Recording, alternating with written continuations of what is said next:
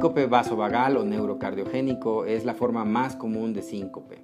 Ocurre en gente joven principalmente, aunque la mayoría mujeres, puede ocurrir en cualquier sexo, y se caracteriza porque el paciente tiene molestias justo antes del desmayo, generalmente mareo y visión borrosa.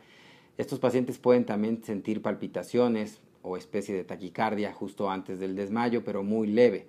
Y una vez que se desmayan, se recupera rápidamente el estado de conciencia. Esa es la principal característica. El síncope vasovagal normalmente es benigno, pero en muchas personas puede ser recurrente y entonces ser un motivo de atención médica que requiere tratamiento especializado.